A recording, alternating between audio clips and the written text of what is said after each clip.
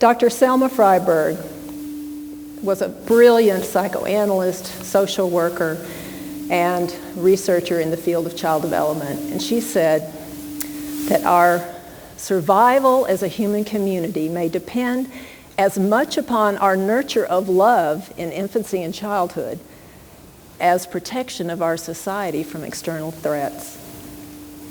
Think about that for a minute. That's a pretty powerful statement. Our very survival as a human community may depend on what happens in the first 36 months of a child's life. These first 3 years offer tremendous opportunities to build a strong foundation for the next 3 generations and beyond. It was this realization Dr. Freiberg and others, such as Dr. John Bowlby, who is considered the father of attachment theory, and then our work as educators, that inspired me and my friend, who's in the audience tonight, Barbara Nicholson, to form a nonprofit organization called Attachment Parenting International.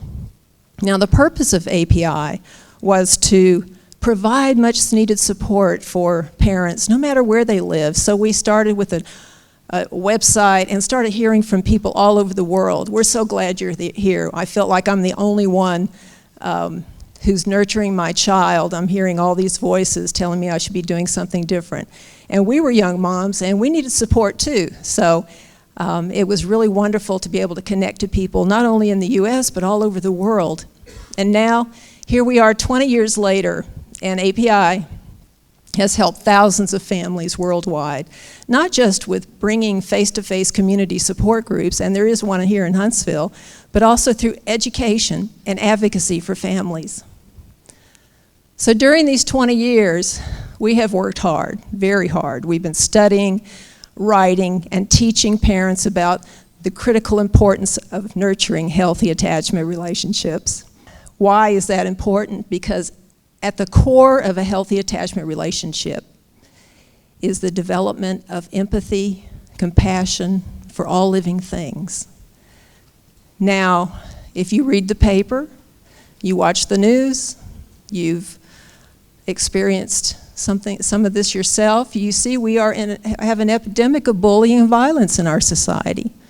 So much so that some experts have identified this phenomenon as an empathy deficit. Wow, that's quite a reputation to live up to. Now, our society has an empathy deficit. So we've got to focus on developing empathy in ourselves and in our children. You might be asking, well, what is empathy? Empathy is the ability to see outside ourselves, to feel the feelings of another, to care about their needs, and to be inspired to want to make improvements in their lives. You've all seen the ads about children in poverty and children in third world countries who, are just suffering so, and it might bring a tear to your eye. It moves you. It moves you to action. You want to donate. You want to get out there. You want to do something. Whenever there's a national catastrophe here, we want to get out there. We want to help people. That's what empathy is. Now, if raising our children is critical to our survival as a human community, then why is there so little support? Why is there so little preparation to parenting? And even for those parents who want to educate themselves, there's a plethora of books out there that are offering conflicting advice. Do this, don't do that. So parents just kind of feel like, well, what should I do? I don't know what to do. We're at a loss. Well, now we have good news that will help us clarify a lot of the myths and misconceptions about parenting. In these last 20 years, Barbara and I have watched and compiled a wealth of new research studies in child development, in neuroscience, genetics, and epigenetics. It's just so very exciting. We know now that most of our genes are triggered after we are born. It's triggered by the environment. So we put this research together and created what we called the 8 principles of parenting, because this science is revealing to us how we can be better parents and how we can help our children develop these capacities, these innate capacities for trust, for empathy, for love. So I'll start with number one, prepare for pregnancy, birth, and parenting. Seems like a no-brainer, right? But most of young parents today get their information off the internet. And they rarely go to classes anymore. So you don't want to climb Mount Everest on a wing and a prayer, right? You need to practice. You need to prepare yourself mentally, physically, spiritually. You need a plan A and a plan B. You need the right tools, the right equipment. Well, parenting is a marathon. Parenting is a lot like climbing Mount Everest, full of joys and challenges. So you want to be prepared. Research is now showing that those parents who are actively engaged in their pregnancy and childbirth have better birth outcomes, and their transition to parenting is smoother. Number two, feed with love and respect. Well, we thought feeding a baby was feeding a baby. Feeding a child was feeding a child. Just putting nutrition into them, right? But no, now we know that the act of feeding a baby is starting the attachment process. Why? Because you're holding, you're touching, or at least you should be, holding and touching and interacting and playing with your child when you're feeding. And then as they grow, family meals are so important. It's all about connection. And if you come from an Italian family, you know, food is love. Food is about connection. And the other aspect of this is about trusting your baby's hunger cues, right? Instead of sticking to rigid schedules, trust your baby's hunger cues. If they're hungry, feed them. Don't make them wait. Number three, respond with sensitivity. Of all the attachment research that has been done over the 60-plus years, this is the key to healthy attachment. The children whose parents are responsive, warm, sensitive, with boundaries, are the ones who develop the healthiest attachments. Use nurturing touch. We are a low-touch society. We really don't value touch. In fact, I think we're afraid of touch now. We've outlawed touch in schools and preschools, and that's what our children are craving the most, is healthy touch.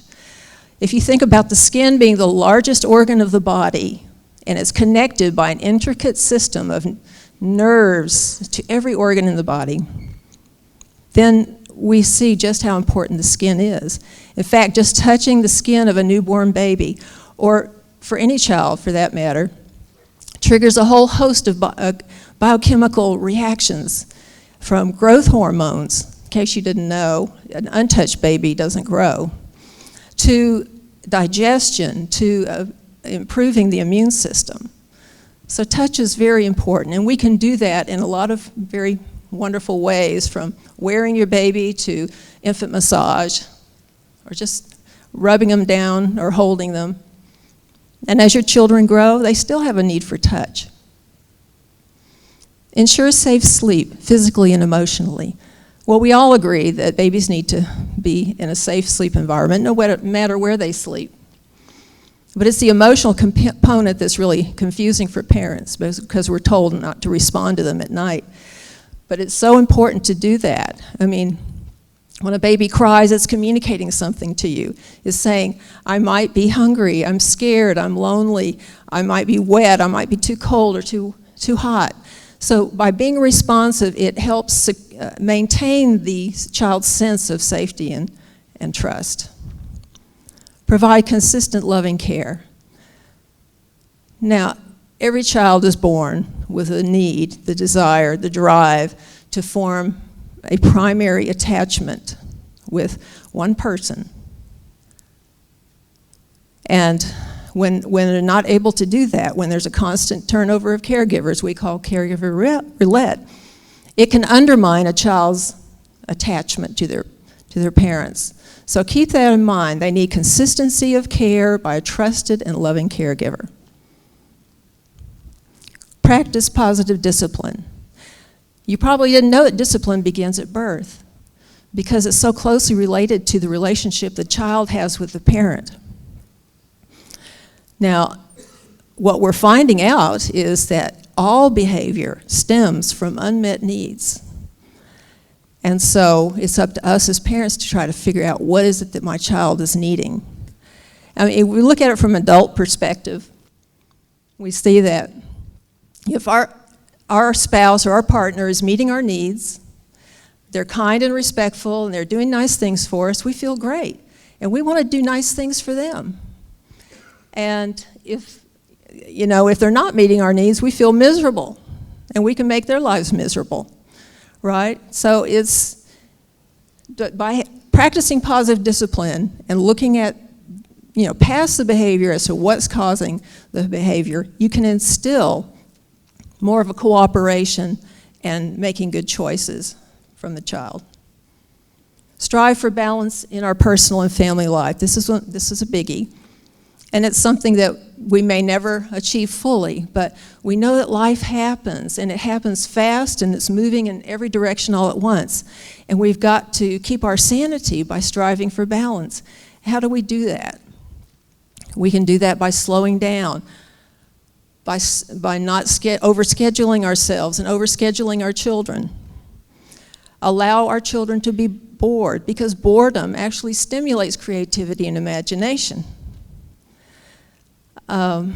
It's really important too for couples to work on their relationship. It's a balancing act, and it's just something we have to work on every day. So what does empathy look like in a real world example? Well, I love this story. It's a recent story by Dr. Toby Cosgrove. He's a cardiac surgeon. At the pinnacle of his career, he'd done over 22,000 cardiac surgeries. And, just flying high, he's also the CEO of the Cleveland Clinic. And he was giving a talk one day, and a woman stood up and said, "Dr. Cosgrove, my father needed heart surgery. We came to see you, but we decided not to use you because you lacked empathy." And he just stood there stunned. He was speechless. And that event and a series of other events led him to believe that he had to instill a soul in the organization that he led and managed, because people's lives depended on it. So he came to believe that the best leadership skills that he could offer were kindness, compassion, and empathy. So he instituted new policies, and he decided that every doctor, every staff member, every janitor was to be called a caregiver. And then he sent them to training. He sent them to training to learn how to respond empathically to the needs of other human beings. And now, 10 years later, the Cleveland Clinic is one of the most innovative and successful hospitals in the country. Now, that's what empathy can do for an organization. And Dr. Cosgrove is also a striking example of how, as an adult, or as adults, we can change if we are willing. So we have a long journey ahead of us. It's been a long journey for me and Barbara and our team, our organization, but we feel so passionate about it, and we are making progress. How many of you are parents? Raise your hand. How about grandparents? Aunts? Uncles? All right, well, teachers?